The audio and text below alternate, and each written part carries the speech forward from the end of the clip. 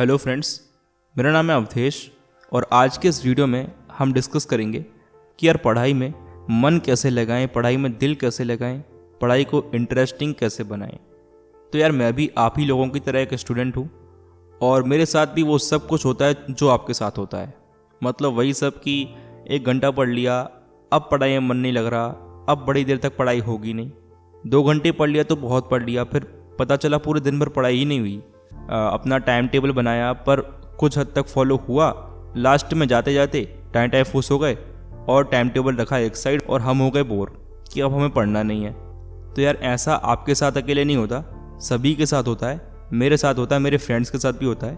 पर अगर हम सोचें कि इस चीज़ का सॉल्यूशन क्या हो सकता है, तो बस वही हम आज के इस वीडियो में डिस्कस करने वाले हैं। और जब मैंने ऐसा किया तो मुझे एक अच्छा चेंज दिखा अपने रूटीन में और मैं अच्छे से अपनी स्टडीज़ को भी मेंटेन कर पाया। तो क्या थी वो चीज़ें, आइए डिस्कस करते हैं। तो इससे बेटर तरीके से समझने के लिए मैं आपको ले चलता हूँ आपके एग्ज़ाम से 1 दिन या 2 दिन पहले के टाइम में। उस टाइम पर क्या होता है कि एक तो डर होता है कि कल एग्ज़ाम है, भाई अच्छा करना है वरना फेल हो जाएंगे, अब तो टाइम भी कम बचा है।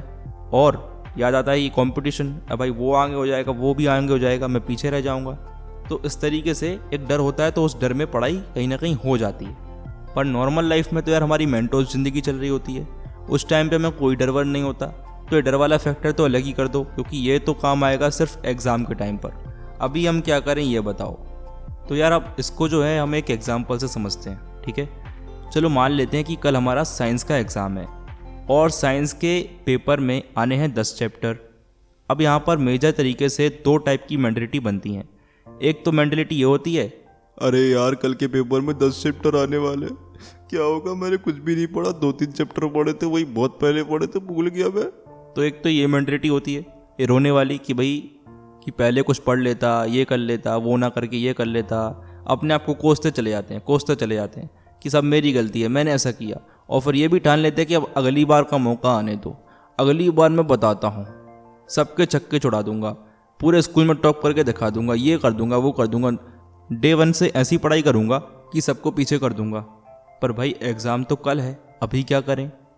फिर टेंशन होती है, स्ट्रेस होता है, एंजाइटी होती है और इस तरीके से नेगेटिव होते जाते हैं। और जो 10 चैप्टर हम कर सकते थे किसी तरीके से, 10 नहीं मान लो 5 कर सकते थे, कुछ तो कर सकते थे, और आखिरी में जाकर के हम अपना ही रिज़ल्ट अपने खुद के हाथों से ख़राब कर लेते हैं। दूसरी मेंटलिटी ये होती है कि यार देखो अभी जो है सो है, 2-3 चैप्टर पढ़े थे पहले, उसको ही बहुत समय हो गया, वो भी भूल सा गया हूँ, और लगभग पूरे 10 चैप्टर अब मेरे को फिर से पढ़ने हैं।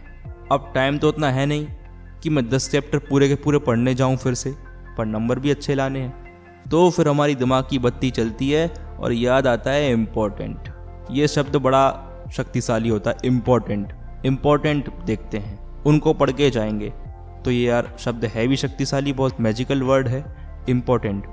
आप कभी भी याद रखिए, चाहे वो पढ़ाई हो या कोई दूसरी चीज़ हो, एक 80-20 का पैरेटो प्रिंसिपल होता है, वो हर जगह काम आता है। वो प्रिंसिपल ये कहता है कि हमेशा आपकी 80% चीज़ें जो आप करते हो वो आपको 20% सक्सेस देती हैं लाइफ में, और 20% जो चीज़ें आप करते हो वो आपको अल्टीमेटली 80% तक का सक्सेस देती हैं।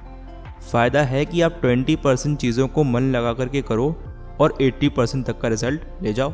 यही पढ़ाई में भी होता है। तो ऐसे टाइम पर क्या चीज़ें ज़रूरी हो जाती हैं, आपके पास्ट 5 ईयर्स के पेपर या पास्ट 10 ईयर्स के पेपर, अगर आप किसी कंपटीशन की तैयारी कर रहे हो या किसी बड़े एग्ज़ाम की तैयारी कर रहे हो या बोर्ड्स की तैयारी कर रहे हो, तो इस टाइम पर हम में से बहुत सारे लोग क्या करते हैं, पेपर से 2 दिन पहले की बात बता रहा हूँ, कि हर चैप्टर में से देखते हैं कि क्या पिछले सालों में ज़्यादा बार पूछा गया है, कौन सा कॉन्सेप्ट पिछले सालों में ज़्यादातर करके पूछा गया है, इसका एनालिसिस करना शुरू करते हैं और फिर सोचते हैं कि इन्हीं टॉपिक्स को तैयार करेंगे। बहुत बढ़िया, बहुत अच्छा किया। अब पहले क्या था कि पहले 10 के 10 चैप्टर थे और हमारी मेंटलिटी ऐसी थी कि पूरे के पूरे 10 चैप्टर को पढ़ना पड़ेगा, यार कहाँ करूँ, क्या करूँ। ऐसे में दिमाग बहुत ज़्यादा स्ट्रेस्ड हो गया। क्यों? क्योंकि एक बहुत ज़्यादा पोर्शन हमारे सामने है जिसे हम दिए गए टाइम में कंप्लीट कर ही नहीं सकते, हो ही नहीं सकता। पर जब हमने दूसरी मेंटलिटी बनाई कि यार चलो ठीक है, सारी चीज़ें इंपॉर्टेंट नहीं होती हैं, कुछ चीज़ें हैं जो ज़्यादा बार पूछी जाती हैं, जिनका वेटेज दूसरी चीज़ों से ज़्यादा होता है, हम पहले उन चीज़ों को करेंगे, फिर अगर टाइम बचता है तो बाकी चीज़ों को भी करके जाएंगे। पर पहले वो चीज़ें करेंगे जो बहुत ज़्यादा इम्पॉर्टेंट हैं या किसी चैप्टर को इम्पॉर्टेंट बनाती हैं, और इम्पॉर्टेंट मार्क कर लेते हैं जब हम, तो चीज़ें कम हो जाती हैं, सिलेबस छोटा हो जाता है, दिमाग चलने लगता है कि हाँ यार जल्दी जल्दी हो सकता है, चीज़ें डूएबल लगने लगती हैं। और जब ये चीज़ होती है तो चीज़ें धीरे धीरे आप करते जाते हो।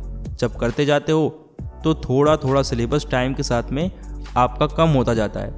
इस तरीके से आपका ओवरऑल कॉन्फिडेंस बढ़ता जाता है और इस तरीके से आप बाकी के सभी चैप्टर्स को लगभग थोड़ा बहुत तो कर सकते हो, लगभग अच्छे से कर सकते हो।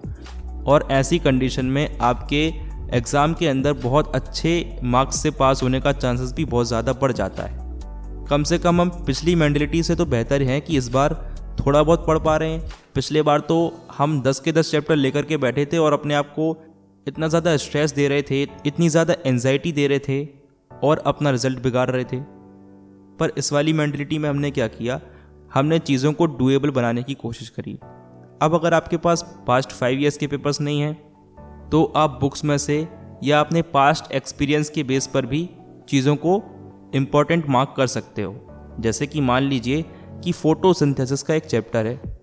अब उस चैप्टर के अंदर में फोटोसिंथेसिस तो दिया हुआ है, साथ में फोटोसिंथेसिस के अराउंड बाकी पार्ट्स भी दिए हुए हैं, ये भी होता है, ये भी होता है। बट यहाँ पर चैप्टर कहाँ पर फोकस कर रहा है, मेन बिंदु क्या है यहाँ पर चैप्टर का, वो है फोटोसिंथेसिस। तो इसका डेफिनेशन और इसके रिगार्डिंग सारे कंसेप्ट, मतलब जो उसके मेन कंसेप्ट हैं, वो हमें पता तो होने ही चाहिए। बाकी फिर अगर टाइम बचता है तो एक या दो चीज़ें और जिन पर बुक में डिटेल में और मेन तरीके से फोकस किया गया है, डिटेल में लिखा गया है जिस कंसेप्ट के बारे में, उस कंसेप्ट को पढ़ लेंगे। या फिर पास्ट में जब टीचर्स पढ़ा रहे हो क्लास में तो उस टाइम पर हमने कुछ सुना हो कि टीचर्स कहाँ पर ज़्यादा जोर दे रहे हैं। इस तरीके से कहीं ना कहीं कैसे ना कैसे करके आप जब इम्पोर्टेंट मार्क कर लेते हो तो अल्टीमेटली आप यहाँ पर सिलेबस को रिड्यूस कर लेते हो और अपने अंदर एक ऐसी मेंटलिटी डेवलप कर लेते हो जहाँ पर आपके माइंड को ये लगता है कि यार ये सब चीज़ें तो बहुत आसान है, मैं कहाँ देख रहा था 10 चैप्टर, अरे इतना तो करना ही है, इतना तो कर ही लेता हूँ। पर ये सब तो हमने सारी बातें करी एग्ज़ाम के 1 या 2 दिन पहले।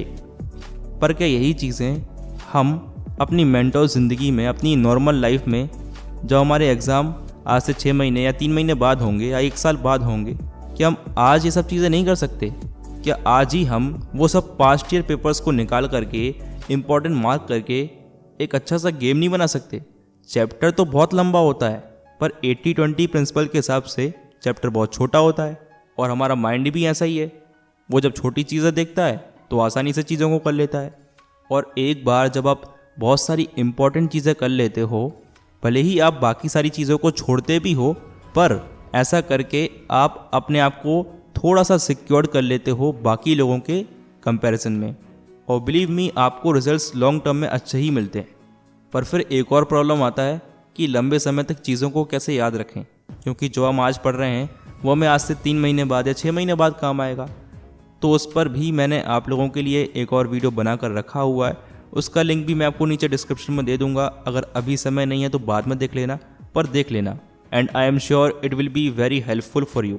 तो बस यार, ये आज का वीडियो मेंटलिटी पे ही था और जब मैंने ऐसा किया तो मुझे भी एक अच्छे रिजल्ट्स मिले। वीडियो थोड़ा सा लंबा हो गया, उसके लिए मैं माफ़ी चाहता हूँ। मैं इस चैनल पर इसी तरीके के informational, innovative and inspirational video content लाता हूँ एंड स्टूडेंट्स से रिलेटेड प्रॉब्लम्स पर भी वीडियोस लाता हूँ। साथ ही साथ अब हम इस चैनल पर फाइनेंशियल एजुकेशन के वीडियोस भी लाते रहेंगे, क्योंकि ये चीज़ें हमें स्कूल में नहीं सिखाई जाती। So for this valuable content make sure that you subscribe to this channel. तो मैं मिलता हूँ आपको इसके नेक्स्ट वीडियो में। तब तक के लिए thank you, take care and all the very best.